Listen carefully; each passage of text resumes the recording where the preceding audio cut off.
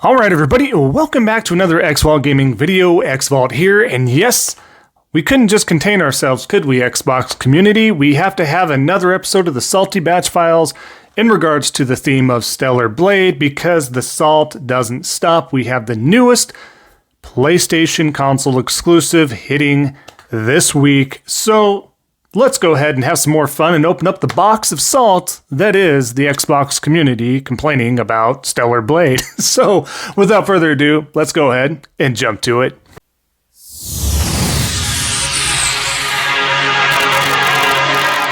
Alright, so like I was saying, what we're going to do is go over even more Stellar Blade content in regards to the salt mines here for the Salty Batch Files, of course. Right out the gate, let's start strong here. Don't know who this Andrew Sell is, but here we are. Stellar Blade will flop. Heard it here first. How people can be complaining right now is beyond me. I have too many games to play, first party or not. Hellblade will hit, and at the very least, be a visual stunner. So not only is there different layers to this one, ladies and gentlemen, we have lots of things to pull from that real quick here. How people be complaining right now is beyond me. First of all, I don't know what it even means by that. I have too many games to play, first party or not. So now, we got to figure out what we're choosing here. First party is a big deal, or is third party, second party, any other party a big deal? What are we looking at here? What's the direction? What's the theme? He doesn't seem to understand if he's making up his own mind about something in particular. Third, Hellblade. We got to bring up Hellblade in regards to Stellar Blade here, of course, because that's the next Xbox first-party game hitting their console here in May. Will hit, and at the very least, be a visual stunner. So, at the very least, the game could be hot garbage, but at least it's going to be nice to look at. It's going to be an absolute linear game for 8 hours with 2 black bars, much like the Order 1886, which the Order was fantastic, and this has the ability to be a fantastic game as well. Don't get me wrong there. But to set yourself up on a high pedestal and then a quick drop of, at the very least, it'll be a visual stunner. Let's continue here. Navy Vet Rex. Now, they've been popping up pretty often, very salty in a lot of even my comments online, but here we go. Sony doesn't need to advertise. They have millions of ponies online, S-ing Sony's D over crap like Stellar Blade and Rise of the Ronin. Sure, they'll make it rain once in a while, but then they need a few years to recoup and drink some electrolytes. What? So now you're stating, again, what direction where are we hitting here? Sony needs all the help they can get. They're not doing well in the gaming venture. They're not selling enough. They're not doing something. But at this point, they don't need to advertise. They have millions of ponies, so it's just basically the fan base will eat up anything they want. Forget the Metacritic, forget the fan feedback of them actually being great games, as well as a lot of outlets giving them their just dues.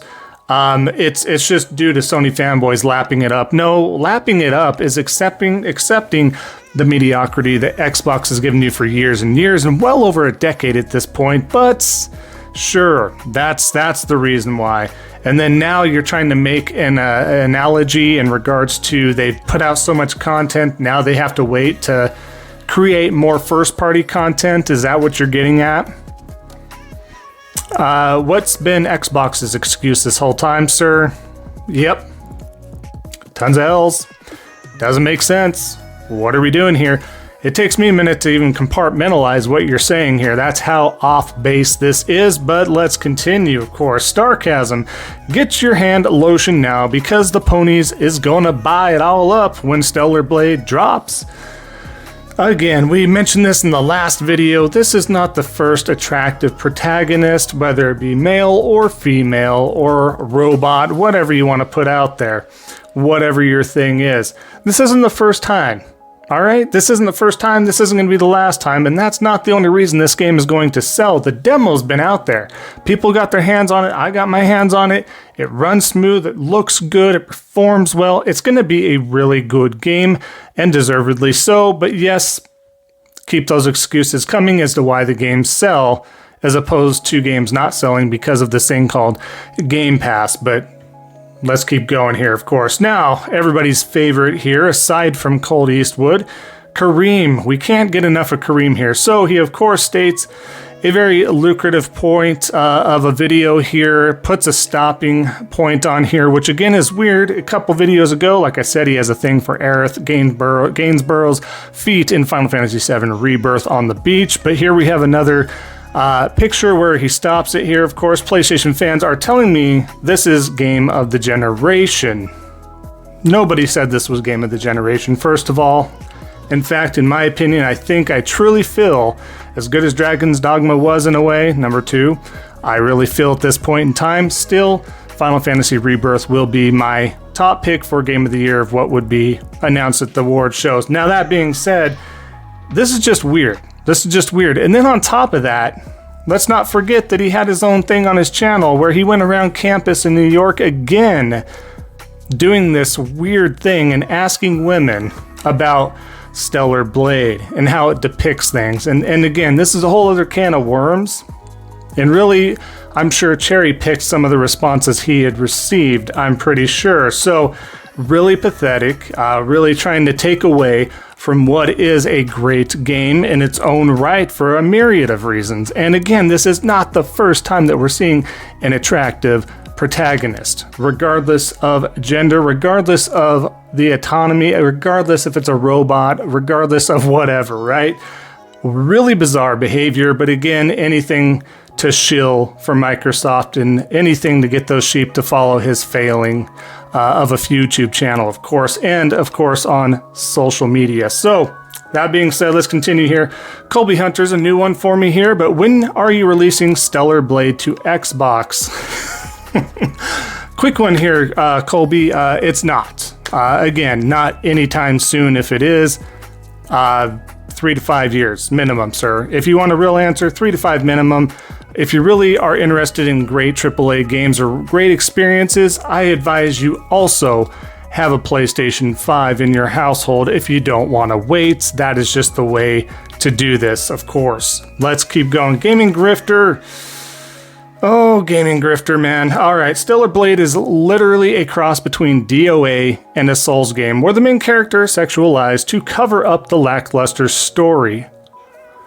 Weird, I didn't know he got a hands-on copy and review code to review the entirety of the game and knowing if the story is good or not yet, or what that, entails, but let's continue. The gameplay is slow and boring. Okay, that is absolutely incorrect. If you played the demo, at least, you would know it's not slow or boring. Combat is button mashing trash. Wait, okay, so it's slow and boring. If it's slow and boring, button mashing isn't slow. Slow is like Demon Souls, right? Or Elden Ring or something like that, where, depending on your build, that can be slow. That's more timing based and stuff like that. This has a little bit of that, but it's much quicker. Think of more Souls Cross Devil May Cry in a way, right? So that's really odd. And then he's saying it's not challenging at all. Again, it is actually kind of challenging. It takes a minute to get used to. There's obviously different difficulty levels, but here we go. It's as mid as it gets. Change my mind. By all means. I love when people put this thing out there, a subject matter of something is mid, a game is mid. I always come back personally and say, okay, so what is your game that's not mid? Now, to cover the bases, just so you know, if you ever ask anybody of that question, what they come back with all the time is Grand Theft Auto, Witcher 3, Red Dead 2. They play it safe and get these, masterpiece games that are third party to kind of cover the bases. They won't go over anything else in particular. They're not going to be throwing any other games out there. And regardless, those are different types of games, not even in the same type of genre here. So, really odd. But I always love to throw out the question, okay, what kind of game do you consider not to be mid? And if it's outside of that, we'll even give Cyberpunk 2077 a throw in that name hat as well. If it's not one of those games I mentioned, most of the time it is. It's rare it's not. And when they do happen to go outside that box, odds are the other game they mentioned is on the same level as the game that we're talking about currently, or worse. That's the funny story behind that. Let's go over to our final piece of information here again. Again, just a quick reminder, Stellar Blade does release this week. Salt's going to be coming after this as well, but here we go. Colt, how soon do you think and expect Hellblade 2 on the PlayStation when it fails to reach 1 million sales on Xbox? Now I know what you're asking here as I pull this up. Aren't we talking about Stellar Blade? Yes, but this is the next one in line. This is Hellblade 2.